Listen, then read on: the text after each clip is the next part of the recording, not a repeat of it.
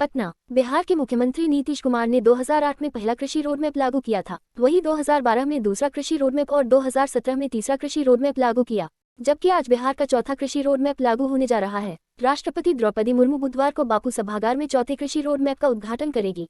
ऐसे में अब तक लागू हुई कृषि रोडमैप से क्या क्या मिला और आने वाले कृषि रोडमैप से क्या मिलेगा, इससे जुड़ी अहम जानकारी जानना भी जरूरी है। जाने बिहार कृषि से जुड़ी अहम जानकारी। बिहार के लगभग 93.60 लाख हेक्टेयर भूमि में 79.46 लाख हेक्टेयर कृषि योग्य है। 74% लोग आज भी आजीविका के लिए कृषि पर ही निर्भर। राज्य के जीडीपी में कृषि का करीब 19 से 20% योगदान, पशुधन का करीब 6% योगदान है। सबको देखते हुए नीतीश ने कृषि रोडमैप लाने का फैसला लिया। पहले कृषि रोडमैप में किसानों की आय बढ़ाने का था दावा। हर भारतीय की थाली में बिहारी व्यंजन पहुंचाने की तैयारी। पहले कृषि रोड मैप में बीज उत्पादन के साथ किसानों की उत्पादकता बढ़ाने की कोशिश हुई थी। चावल के उत्पादन में बिहार को काफी सफलता मिली।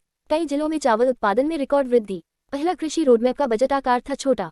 दूसरा कृषि रोडमैप 2012 में लागू किया गया। उसके लिए 2011 में नीतीश सरकार ने 18 विभागों को शामिल कर कृषि कैबिनेट का गठन किया था। बिहार को दूसरे किसी रोडमैप में कई पुरस्कार भी मिले। 2012 में चावल उत्पादन के लिए कृषि कर्मण पुरस्कार मिला। 2013 में गेहूं उत्पादन के क्षेत्र में कृषि कर्मण पुरस्कार मिला। 2016 में मक्का के उत्पादन के क्षेत्र में कृषि कर्मण पुरस्कार। तीसरा कृषि रोडमैप 2017 में लागू किया गया।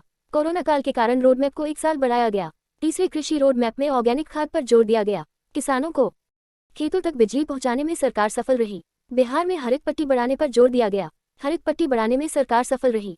फिलहाल 15% हरित पट्टी बिहार में है। बाढ़ और सूखा वाले क्षेत्रों में वैकल्पिक फसलों लगाने का लक्ष्य। वैकल्पिक फसलों को लगाने का लक्ष्य आंशिक पूरा।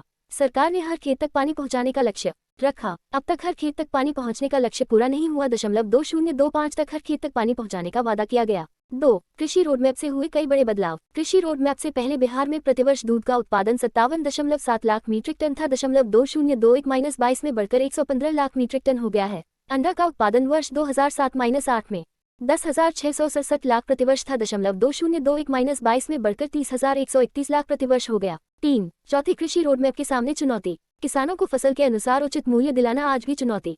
मौसम के अनुकूल खेती करना बड़ी चुनौती। किसानों की से बढ़ाने की सबसे बड़ी चुनौती। गुणवत्तापूर्ण बीज का उत्पादन और उसका वितरण। एक बार फिर मंडी व्यवस्था की मांग का उपाय निकालना। देश के हर थाली में एक बिहारी व्यंजन की चुनौती बरकरार। दलहन, तेलहन और मिलेट्स का उत्पादन बढ़ाना चुनौती।